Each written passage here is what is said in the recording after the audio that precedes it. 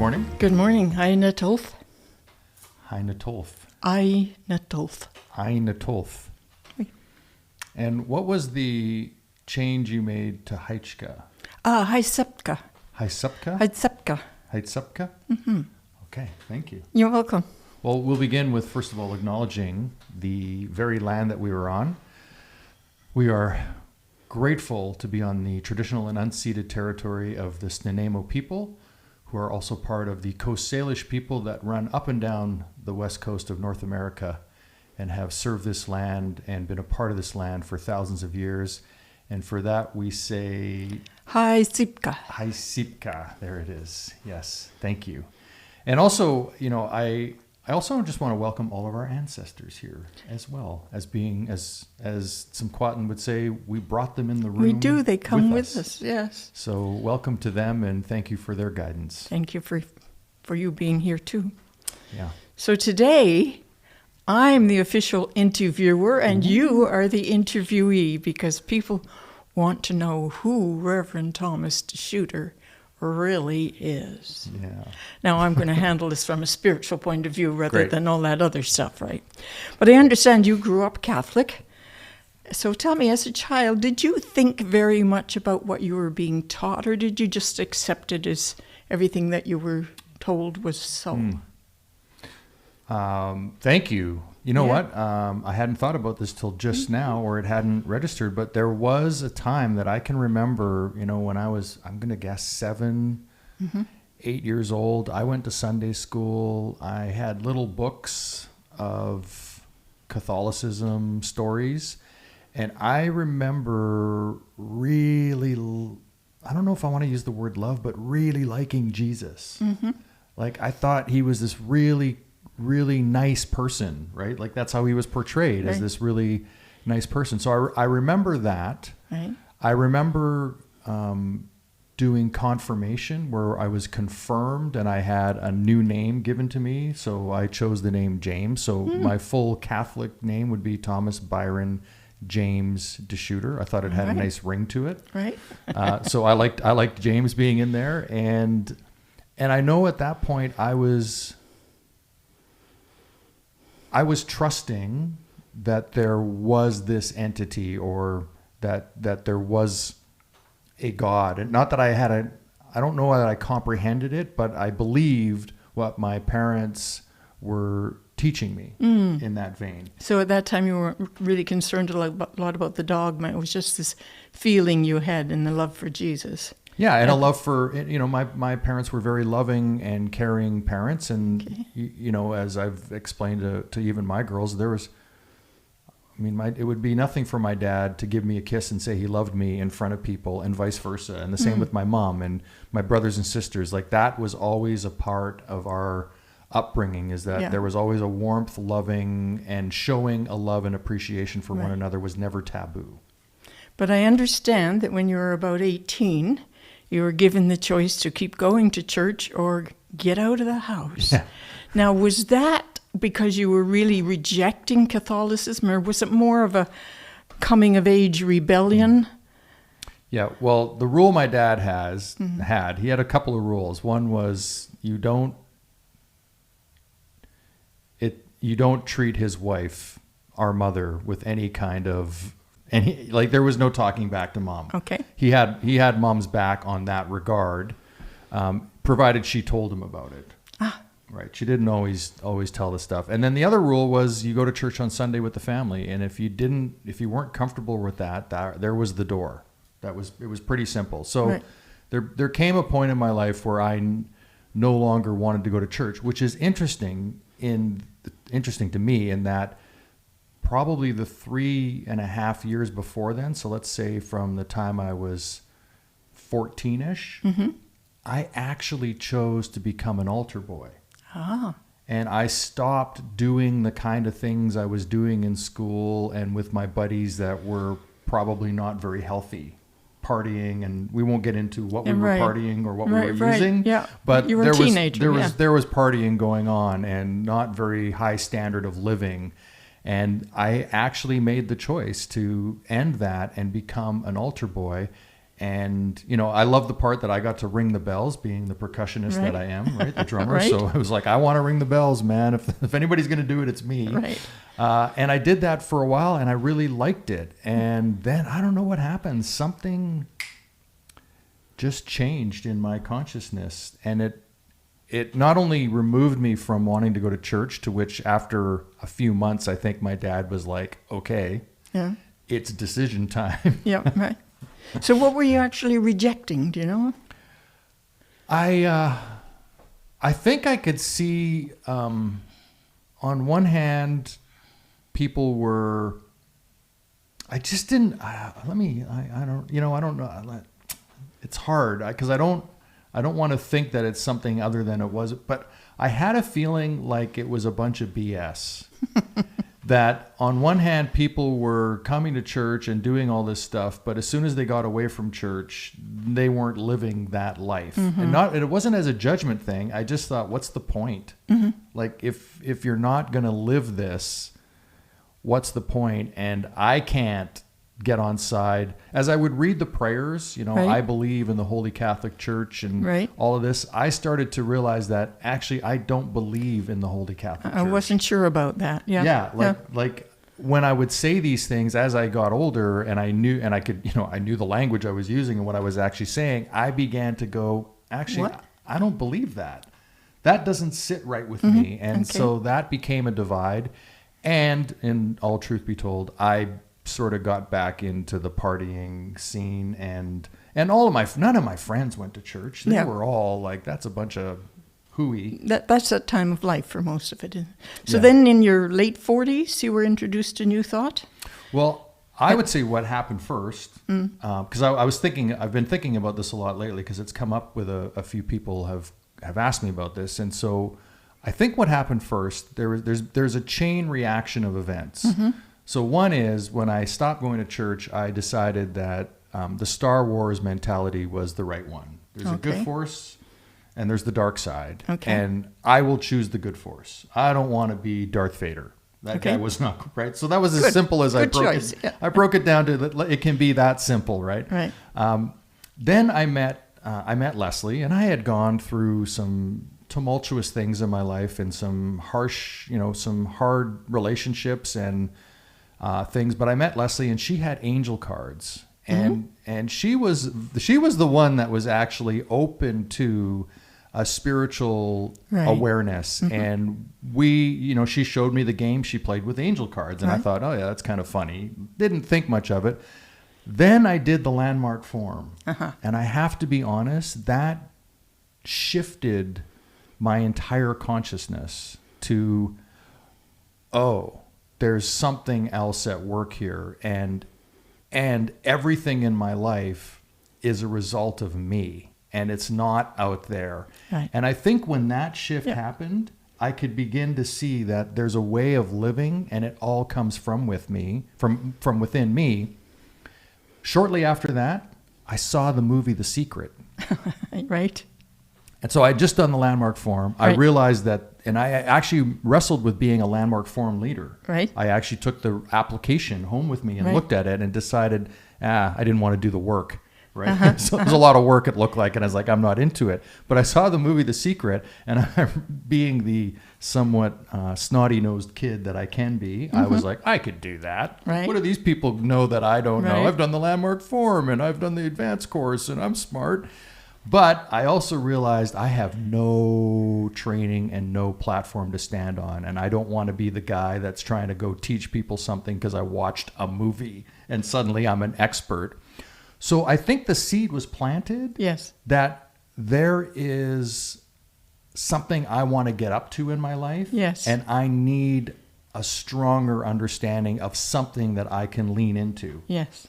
This is so ironic because my next question is, I know that you and Leslie have done the forum, originally known as the S training, and I now think it's called Landmark Education. Yeah.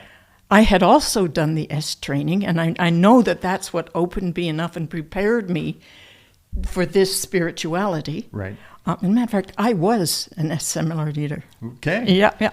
But it opened me to be able to accept spiritual principles because I had never been religious. So you would agree that Oh, yeah. They go hand in hand, this teaching about self-responsibility. Yeah. Yeah. But then I understand Leslie was reading A Course in Miracles, Yeah. and then that's how you found us. Yeah, at well, Unity, we moved right? to Nanaimo, and she was a Marianne Williamson fan and knew of A Course in Miracles, which I had, let's be clear, I had zero interest. And other than I had my business, I was Yes. quite happy running my business. In the back of my mind was one day I wanted to be a speaker and an educator of some kind. I wasn't really sure in what. I did a whole bunch of seminars on money, but that wasn't, that was for my job. It wasn't so inspiring, like to move people in a direction where they could really enjoy their life, which was much more what I wanted to do. Yes. But I wasn't looking for spirituality or a church or anything. And we moved to the island. Leslie came to the Course in Miracles study group one day, brought home a Course in Miracles book and put it on the coffee table, and it sat there for about 4 months. Right. And then I was like, oh, what is this thing anyhow? You know? Calling Tom. Well, it was like, but my whole attitude, like this is still who I am today. Is I'm very, my mom named me after Thomas, Yes. Doubting Thomas, and she would remind me of that all the time. And so I was like, what is this rubbish anyhow, right? So it was all, I was opening it up with very little hope that there was anything in there for me. And by page 4, my entire life changed. So you came to Unity because you knew there was a course here. What was your sense when you first walked through the door and visited us for the first time? How was your sense? Well, I was, Leslie and I came together. I don't think we brought the kids. Or Yes, maybe you did. we did. I Yeah, remember it's okay. the day clearly. Yeah, so we brought, because the kids were young enough that we weren't going to leave them at home. Yes, so we brought the kids. I remember being greeted by people, which was really nice. Like it wasn't offensive. It was a nice greeting. And I remember sitting in the front row. I was like, I'm not going to sit in the back here. I'm going to be participant, and I'm here to see what this is about. Right. And the slide of Unity of Nanaimo was a growing, unfolding, expanding center of light and love, mighty to attract its good and radiate good to others, was just, I read that and I thought, in my landmark education, that language was I've never seen this at a spiritual center. This is amazing. That was it. Like, that slide nailed me in that moment. There That's you it. go. Yeah. Terrific. So I know you did have a successful financial planning business, and you still do. And you've raised a family and maintained all that during your training through the 6 years. Now that you are ordained and have the opportunity to dive as deeply into the ministry as you would like to do, how are your priorities shifting, or are they? And are you able to balance your energies? How's that for a question? Oh, that's a really good question. Yeah. Is this where I'm supposed to be really truthful? Yeah, this is it. This is it. To be honest, for me, it feels like my life is a mess right now. That I'm not crystal clear on what I'm doing. I still have a great desire and purpose in my, if I were to say, hey, what's my aim? What's my North Star? That's very clear to me. I want to serve people. I want, I really have this, in me, there's this knowing that you can live the life you want to live.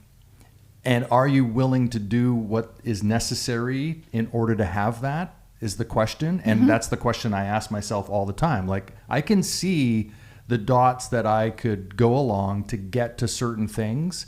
But the question for me then comes, am I willing to do what's necessary? And if you want to think of it in spiritual terms, it's, am I willing to make the proper sacrifices in order to get the things that I think are going to be the most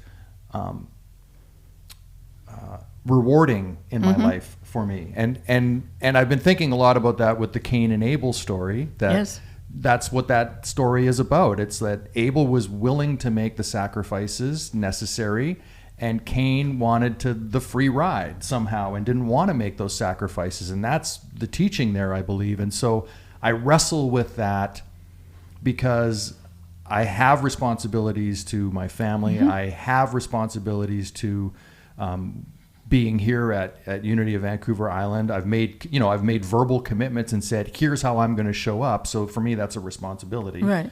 And I have a business that I love I love that idea of being a business owner and serving people in that world because I get it.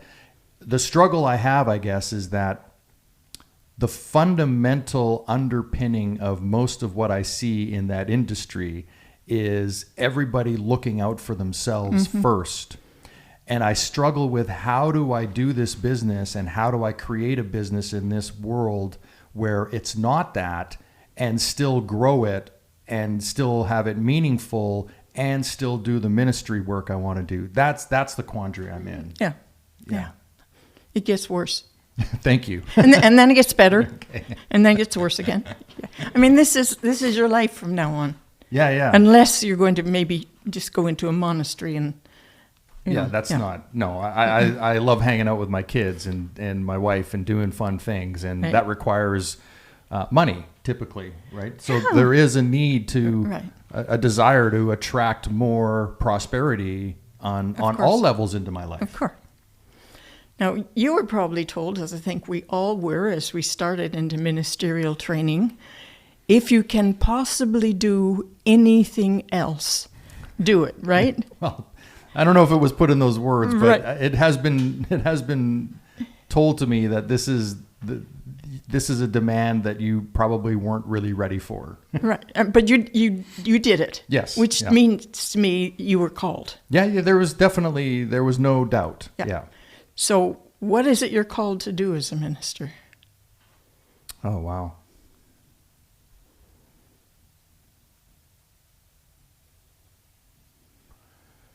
Oh, that's a really good question, because there's,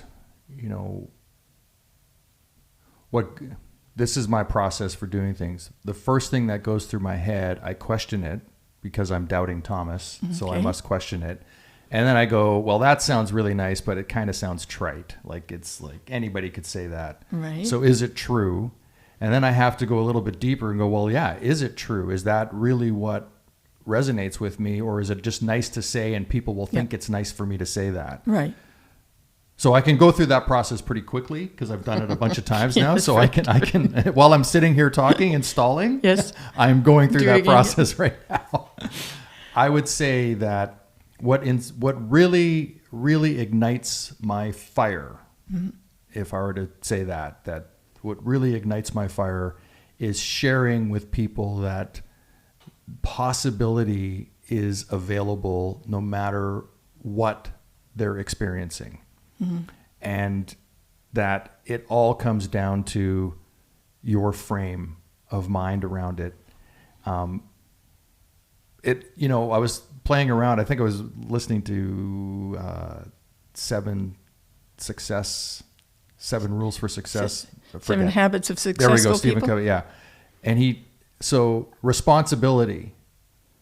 He was messing around with that word, and it gave me a whole new context for that word, because when I hear the word responsibility, I feel like I have to do something. I have committed myself to something.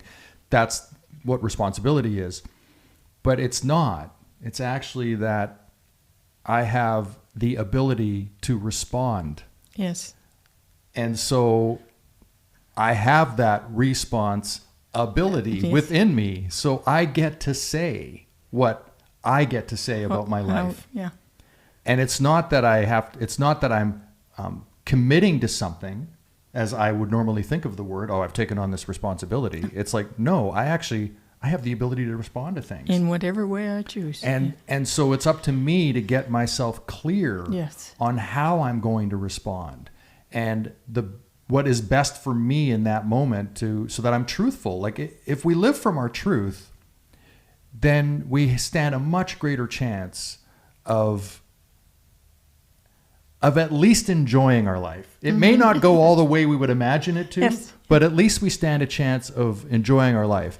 If we live a life of lies and deceit to others and to ourselves, pardon my English, it's a shit show. Yeah. That's hell on earth in my world. And there's a lot of people living there. And I've been that. I have gone through that, which is why I think when I came to Unity, it spoke. When I did the Landmark Forum, when I came to Unity, when Leslie brought her angel cards out, those things spoke to me, because within me, I knew that there was a greater consciousness I could live, and it is about me being the truth. as to the best that I know in the moment. And I love Charles Fillmore. I reserve the right to change my mind. Yeah. But what I know right now and what I've experienced right now says I should do this and I should live this way and I should respond this way. Yeah. And I think for me, the greatest joy of ministry, and I'm sure you would agree, is when you're in the middle of a talk and you look out there and you see somebody get it. Mm-hmm. And it's just the most rewarding thing.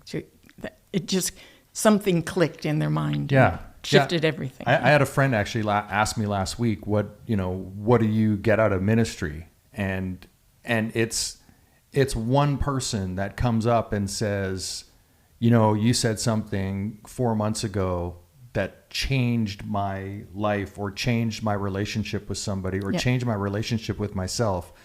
Like that right there is life enough. Like that's victory enough for me to know that. And it's also, I find it's addictive that I want to know that I can have that impact at even a greater level, not as an ego thing so that I can have people come up to me all day long and go, "You're so great." No, that's nice not, too. Well, sure. But I've experienced that in music. I know when I'm at my best and I know when I'm not at my best. So it's knowing that you left, you did something on this earth that was worthy of my life. That for me is what's worthy. And for somebody else, it could be building, Amazon like Jeff Bezos did. That's for him worthy of his life. Yeah. I don't know. That's how it shows up for me anyhow, is that experience is so worth the time and the energy. Yeah. Yeah. So you're a generation younger than me. Okay. You're the same age as my kids. Wow. How do you think your mission differs from mine? Just because of that, the rapid changes in the last few years. Well, I don't know if our mission is different. Maybe our approach would be different. But for you as my mentor and somebody I have leaned into a lot during this process, if the worst thing that somebody said to me was, you're as good a minister as Rev P, that would be like, that's great. So, if I can achieve that, wow, that's fantastic. So I don't think that we differ in what we're trying to accomplish or what we think is valuable and important in sharing. I think maybe we just have a different approach on how we might see the end line, or we might have different skills and tools. Yeah, and a different end line in mind. Like what you might want to accomplish, I might not want to accomplish. But the philosophy and I think the heart, the truth of who we are, I think is very aligned. Yes, of course. Yeah. Of course. What's better about your life now that you're spiritually focused? And how do you tell people about that? Maybe you've touched on that a little bit, but sort of what's your elevator speech? I don't know if I have an elevator speech, but I would certainly, I would have no qualms standing in front of people saying, you need to meditate and pray, period. I don't care who you are. You need to go within and source out your truth and who you are and get connected to yourself and live with that connection. And that will give you the best sense of what is next for you to do and the least amount of trouble in your life, in my view. Anything outside of that is just inviting because if we're just reacting to things, instead of living from a place of, I almost want to say I kind of see like reacting and responding as two different things. Reacting is just in the moment, reacting to whatever there is, automatic, and it's built in. Whereas if I can respond or actually think about what I'm going to do and then respond to something, I'm probably going to make a far better choice than just the reaction in the moment. Now, obviously, if my life is completely threatened in that moment, the reaction is probably the right one to do. I maybe don't want to go, well, I could go this way or that way, try and weigh it all out. But so I think if I heard anybody tell me they were having problems in their life, my go-to would be, you need to learn to meditate and pray. And let's do that. Let's start there. Yeah. And again, this is an opportunity to point out that our prayer is not begging or bargaining or asking God for something. It's remembering our own godness and our own ability, right? That we are that. Yeah. We are that life force. Yeah. Right. That, I was thinking about the 12 powers this morning when I was walking, and I was really, and I was thinking about the idea of how easy it is to think the intellect, operating up here in our head is so important, and that intellectual awareness is like everything. And, and people that are really intellectual really think they got it. Right. And in some levels they do. And there's a lot of people that are way smarter than I am and way more intellectual than I am. I'm not an intellectual at all. Actually, I'm much more of an artistic imagination person. And yet I can also see that if you don't have that, if you don't have the ability to get out of your head and get down to those powers that are in our lower body, like where does our life force come from? Our desire to live and have that life force doesn't come from up here. It's located in our lower body. Yeah. Our wisdom is located below. Our order, our strength, all of those things are down in the torso area. And so we need to, our heart, of course, in the middle, but we need to move out of the intellect and into that place. And I've shared this at Unity before when I first got brought into the ministerial classes, the first letter I received was Thomas needs to move from his head to his heart. And I got that for the first year and a half. Yeah. Every time I had to get weighed and measured, that was the takeaway. Yeah. And so that's been my hardest journey is that. And yet that's been the most rewarding in my life to be able to. It doesn't mean I don't get triggered right away and I respond from up here. It's still a learning program for me. I'm still learning all the time. And those people that are dear to me, like, for example, my wife and my kids, they can send me off in a second, and that happens in my life. It's a real thing. However, I'm working on it. Yeah. So there's still a struggle. There'll always be a struggle. Yeah. And, I remember not long after I did the S training, I was actually getting divorced. And a little old lady said to me, well, it's not doing you any good. Look, you're getting divorced. And I said, yeah, but look how well I'm handling it. And that's the whole thing, right? That's right. So anything you'd like to say to everybody? Well, I think what I want to emphasize is the idea that despite what it might look like on the outside, there are so many things in my life that are a struggle for me to manage. And I'm not just saying that. It's like the direction of my career, the prioritizing my time, the commitments I've made to people, the commitments I have to my own family, my own desire to want to do things. All of those things I have to wrestle with every day like everybody else does. And it's not easy. And I sometimes upset people, believe it or not. Oh, no. And they let me know. And then that becomes a struggle. Yes. And you've counseled me a number of times on things that are going on in my life, the most important things in my life to be true. And although this work has helped me immensely, and I feel like I am a much stronger person to manage what comes up, it's not lost on me that there's struggles for all of us. And I think that's, if I were to go back to what we talked about earlier, that's what I want to let people know that it can be a shit show and it's okay. And there's a way out if you want to take the steps, as the Unity principle is, number 5, you have to be willing to act. You got to be willing to take the steps to do it, whatever it looks like there's no judgment. I mean, if going to a rigorous Christian church or going to a Buddhist temple and not coming to Unity is what works, that's great. I don't care. But there needs to be something that you can lean into that helps you get through the struggle. I saw a YouTube video, a TED Talk from a gentleman from Africa and the djembe, and he's a doctor. He has a doctorate in psychology, I believe, and he uses the djembe and drumming. And his whole TED Talk was that we can actually use drumming and rhythm to allow us freedom in our life and to get rid of anxiety. And that anytime you're feeling anxious, you can pull out a djembe and start playing a drum beat for how you're feeling and express that. And it will actually lower your anxiety and raise your consciousness. And it's been measured, right? So if that's what it takes for, for people to just play a djembe and have a better quality of life, or dance, or whatever, I'm in. Like I'm totally in for that. But to stop the fight, I mean, this is so Buddhist.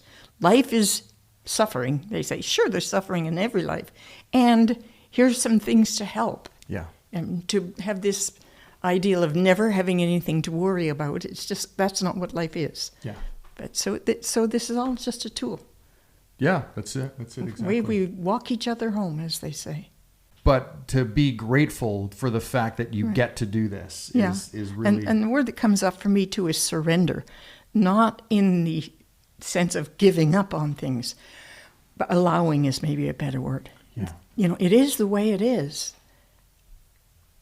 It's me that makes that good or bad. So I just allow you to be the way you are and it to be the way it is and me to be the way I am. Yeah. Well, when you do that, so for me, when I actually get to the place of allowing, it's like, okay, well, this is what it is. This is on my table. End of story. So now what? Right? Because when you do that, you can actually get to that now what? And now you get to create what this can lead to. Right. And so it can actually become a growth opportunity to grow through and learn something about yourself. And when you overcome something, better feeling never existed, I don't think. Exactly. And then you also have it in the tool chest. You're like, oh, I can actually, wait a second. Well, if I can do that, what else might I get up to? What else might I overcome on this path? Yeah. So. In closing, you reminded me, Ram Dass, you probably know his writings, he says now his meditation mantra is, so what? So what? So what? And somebody might just say that after watching this. Yeah. So what?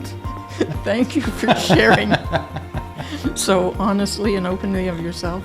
Yeah, thank you, Rev. Appreciate Namaste. you. Namaste.